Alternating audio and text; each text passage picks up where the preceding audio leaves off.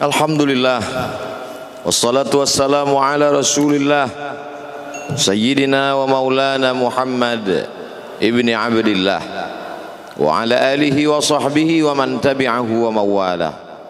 Ashhadu an la ilaha illallah wahdahu la syarika lah wa ashhadu anna sayyidana Muhammadan abduhu wa rasuluhu la nabiyya ba'dah.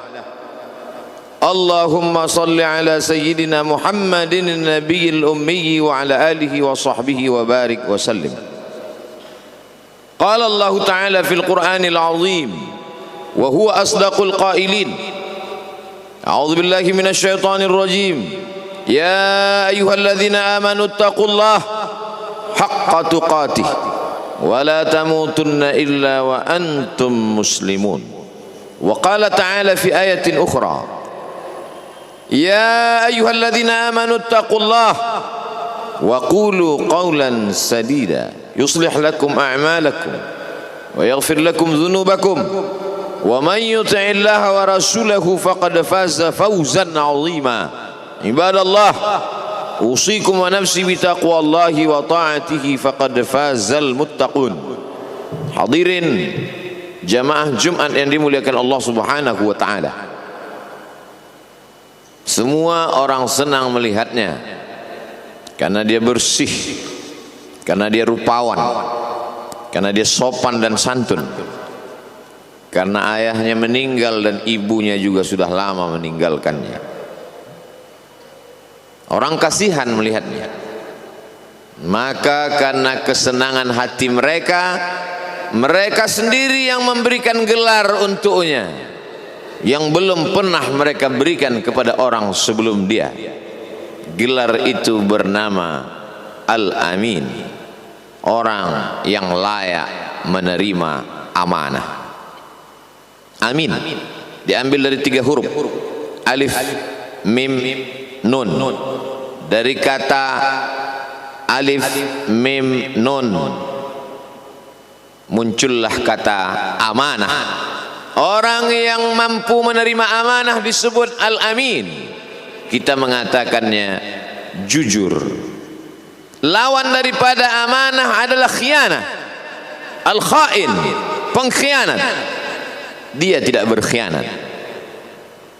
Dia adalah seorang yang mampu mengemban amanah dan terpercaya. Maka semua orang percaya kepada dia.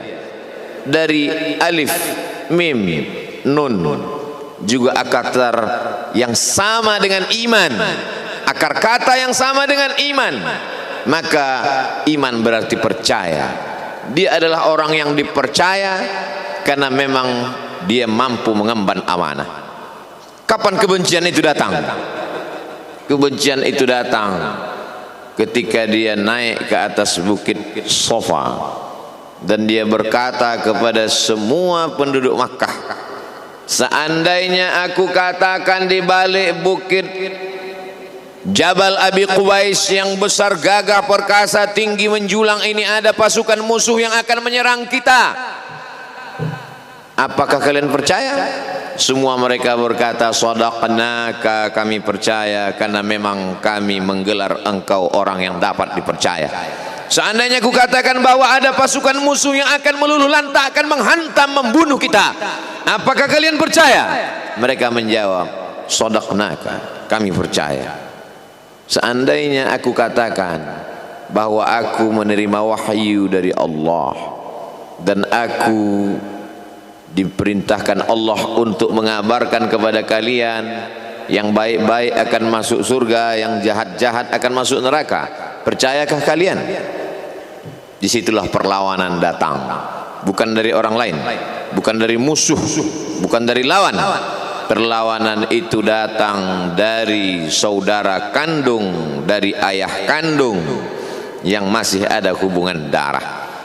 Tabban laka ya Muhammad alihadza jama'tana, celakalah engkau Muhammad, apakah hanya untuk ini saja kau kumpulkan kami hari ini? Allah membelanya, langsung Allah membelanya.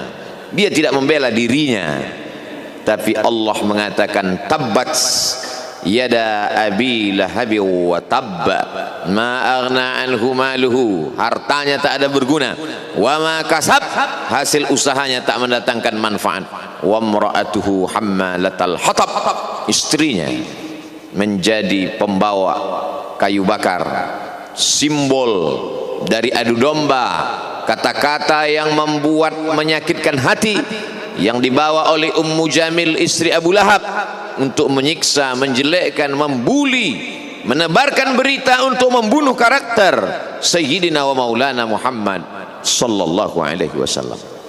Ini bukti kalau hari ini ada anak muda yang rupawan, yang dermawan, yang disenangi lingkungannya, tidak ada orang yang tersinggung, biasa, karena Nabi Muhammad SAW juga pernah mengalami hal itu. Tapi begitu kau katakan, aku tadi malam bermimpi bahwa aku mesti hijrah, meninggalkan komunitas peminum khamar, meninggalkan geng kita yang selama ini bicara tentang yang haram, maka disitulah mereka akan berkata, apakah hanya untuk ini saja kita berteman selama ini? Mana persahabatan kita? Apa yang dialami pemuda-pemuda hijrah hari ini dialami oleh Rasulullah sallallahu alaihi wasallam 14 abad yang silam. Ketika kau berhasil bisnis, orang senang. Ketika kau berhasil membina rumah tangga, tidak ada orang yang tersakiti. Ketika anakmu lucu-lucu dan kau berada di tengah mereka, tidak terusik kepentingan mereka, tidak terganggu ekonomi mereka, engkau adalah sahabat, engkau adalah teman setia. Tetapi ketika kau tidak ikut kemauan manusia, disitulah engkau sedang melantik dirimu sendiri menjadi musuh. Maka Allah kuatkan hatimu. Wa in tuti aktsara man fil ardi, kalau kau ikut kebanyakan orang di atas muka bumi, yudilluka an sabilillah, mereka hanya akan menyesatkan engkau dari jalan Allah subhanahu wa ta'ala. Tapi api itu tidak pernah padam. Kalau dia padam, maka berakhirlah dakwah Islam. Dia terus bergelora, dia terus menyala, dia terus membakar kemunafikan, membakar kemusyrikan, sampai akhirnya embargo pun tiba. Jangan ada yang mau bergabung dengan kelompok Muhammad sallallahu alaihi wasallam. Jangan ada yang mau berkirim makanan, jangan ada yang mau berdagang, jangan ada yang mau menjalin transaksi. Mereka ingin membunuh secara perlahan-lahan. Jangan beli produknya, jangan duduk bersamanya, jangan berteman dengan dia. Kenapa kamu mau berfoto dengan dia? Kenapa kamu mau bergambar dengan dia? Kenapa kamu masih mau mendengar ceramah dia? Adakah orang yang mengalami hal itu hari ini? Adakah ketakutan-ketakutan dari hamba Allah yang mengatakan Allahu Akbar, Allah Maha Besar, tapi takut ditinggalkan kawan, cemas ditinggalkan sahabat? Maka itu pernah terjadi pada kelompok Sayyidina wa Maulana Muhammad sallallahu alaihi wasallam. Kalau pembunuhan karakter tidak berhasil, maka ada yang lebih dahsyat daripada itu. Mereka tawarkan dunia beserta isinya. Wallahi, demi Allah wahai paman, demi Allah wahai Abu Talib, law wada'u syamsa fi yamini wal qamara fi yasari, andai mereka letakkan matahari di tangan kananku, bulan di tangan kiriku, ala atruka hadzal amr, supaya aku tinggalkan dakwah ini, aku tidak akan meninggalkannya. Bujuk rayu mulai tiba. Itu terjadi pada diri Nabi Muhammad sallallahu alaihi wasallam. Kalau kau tidak mempan dimusuhi, kalau kau tidak mempan dirangkul, kau akan dipukul. Kalau kau tidak mempan dipukul, kau akan dirangkul.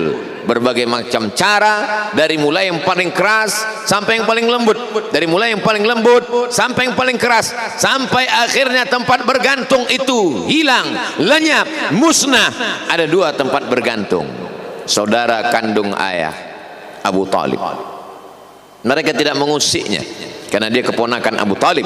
Abu Talib anak Abdul Muttalib, Abdul Muttalib anak Hashim, Hashim anak Abdi Manaf, Abdi Manaf anak Qusay, Qusaylah pendiri Darun Nadwah. Mereka keturunan darah mulia dari Adnan.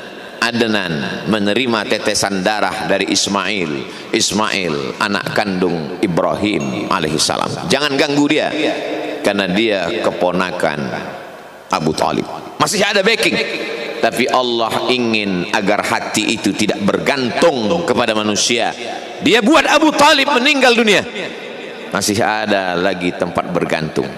Dia yang dulu ketika kedinginan datang, dia yang menyelimuti.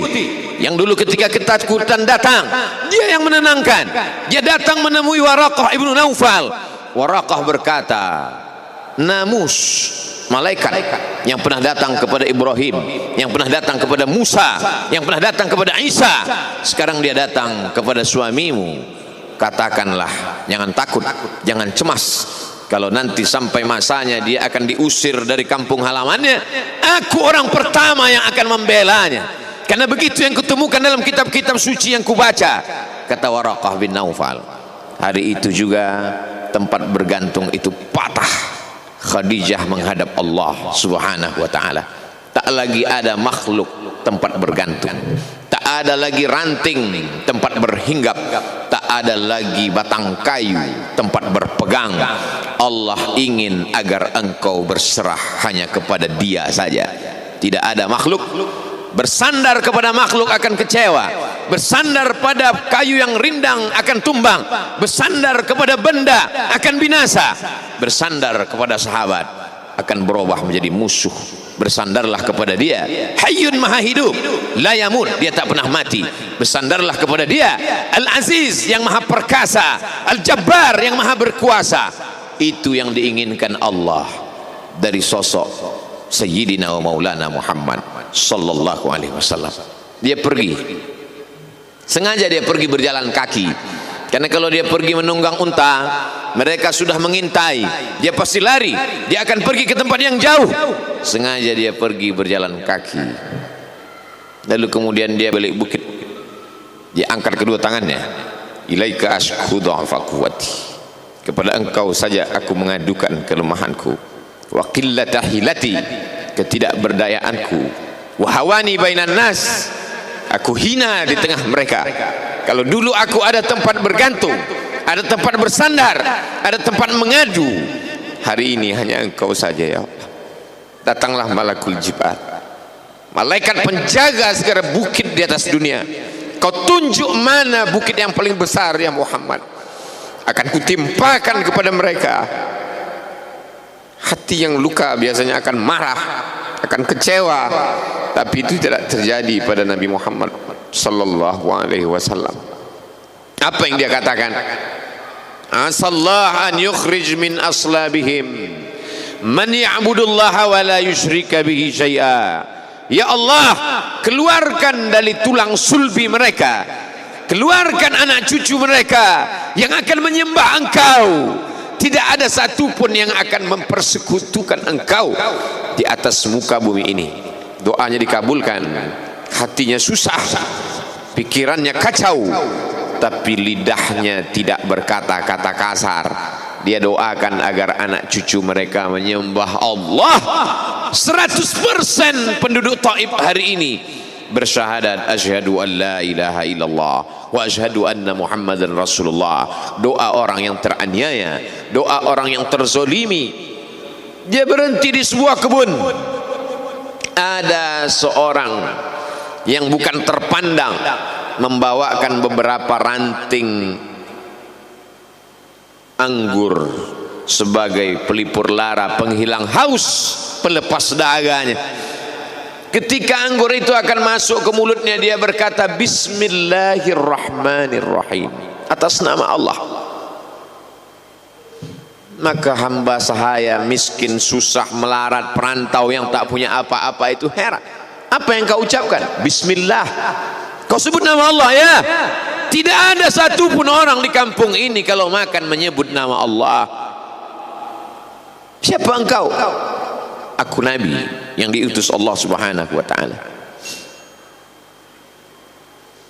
Berarti engkau sama dengan orang yang dulu pernah berada di kampungku. Engkau dari mana? Aku dari Ninawi. Ninawi, ya.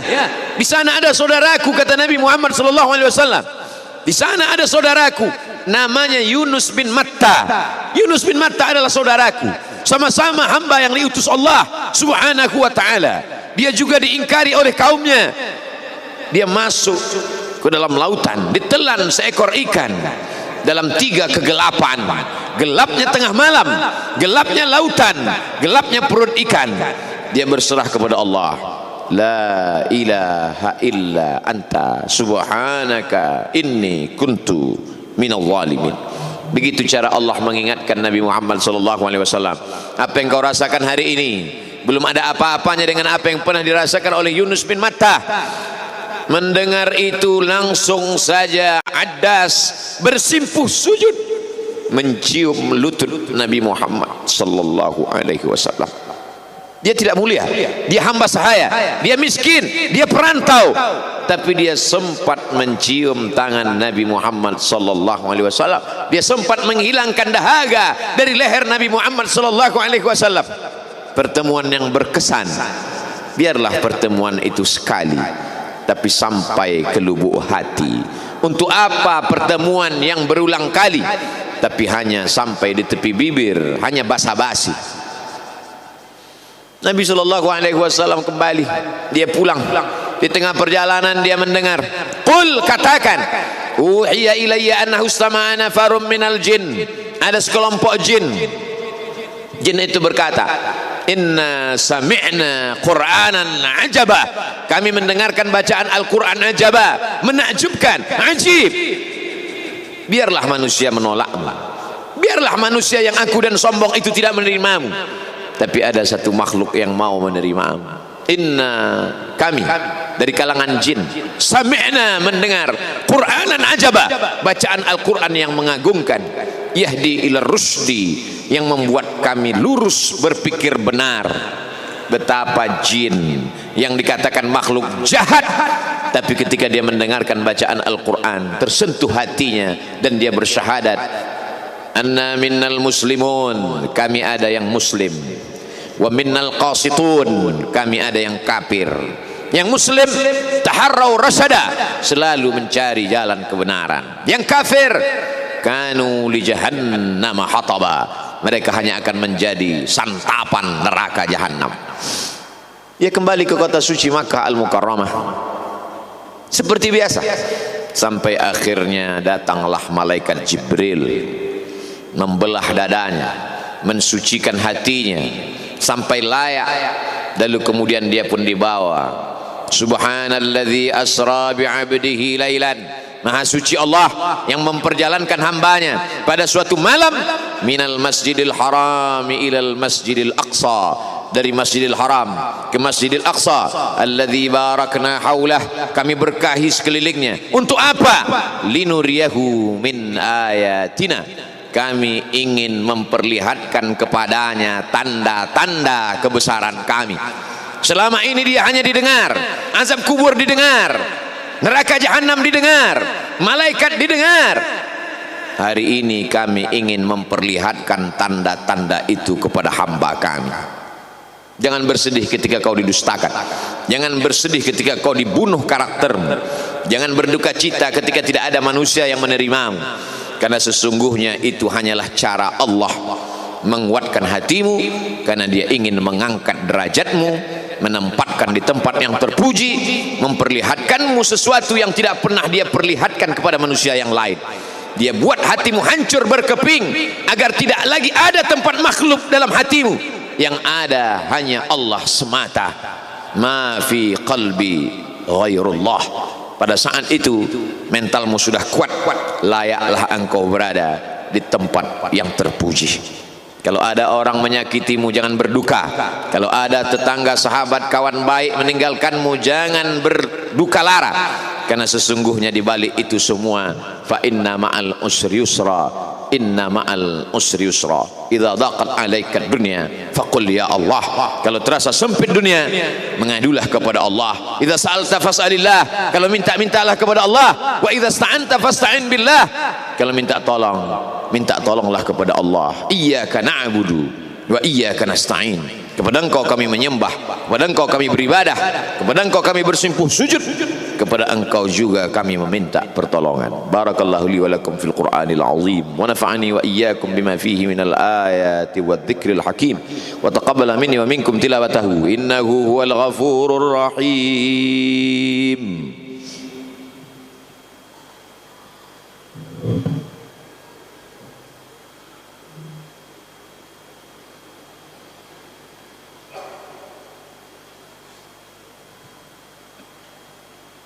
Alhamdulillahilladzi bi ni'matihi tatimmus shalihat. Wassalatu wassalamu ala sayyidis sadat wa ala alihi wa ashabihi ahli al-fadaili wal karamat.